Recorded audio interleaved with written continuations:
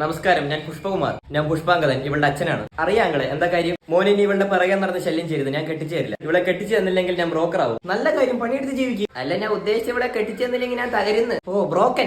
അതുകൊണ്ട് കെട്ടിച്ചു തരണം. ശരി, അവസാനമായിട്ട് ഒരു ചാൻസ് തരാം. മോനെ ഇംപ്രസ് ചെയ്യിക്കുന്ന നോക്കാം. അതിനെന്താ ട്രെൻഡ് അനുസരിച്ച് അച്ഛന്റെ ക്യാരക്ടറിനെ പറ്റി ഞാൻ പറയാം. പിച്ചുണ്ടോടി? ഇല്ല, അടുത്ത ആഴ്ച അച്ഛനെ പിച്ചുണ്ടതി എള്ളുണ്ടതി. പിച്ചുണ്ടതി എള്ളുണ്ടതി. നീ എന്തായി കാണിക്കുന്നത്? മനസ്സിലാവുന്നില്ല? മനസ്സിലായില്ല? അപ്പൊ എവന്റടി കണ്ടിട്ടില്ല?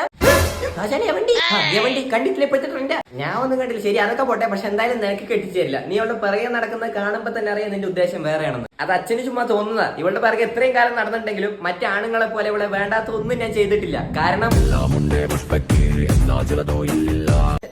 കോഡ് വന്നതാ. മാറ്റണത് വേറൊന്നും ഞാൻ ചെയ്തിട്ടില്ല. കാരണം ഇവളെ സിൻസിയർ ആയിട്ടാ നോക്കുന്നത്. പക്ഷെ എന്തൊക്കെ പറഞ്ഞാൽ ഇത്രയും ചെറു പ്രായത്തിൽ ഇവളെ കെട്ടി കുട്ടിയും കുടുംബമായിട്ട് കാണാൻ എനിക്ക് പറ്റില്ല മോനെ. അച്ഛൻ കെട്ടുന്നേ ഉള്ളൂ, കുട്ടി ഉണ്ടാവില്ല. കാരണം ചില കാര്യങ്ങൾ അറിയില്ല. പിന്നെ കോഡ് വന്നതാ.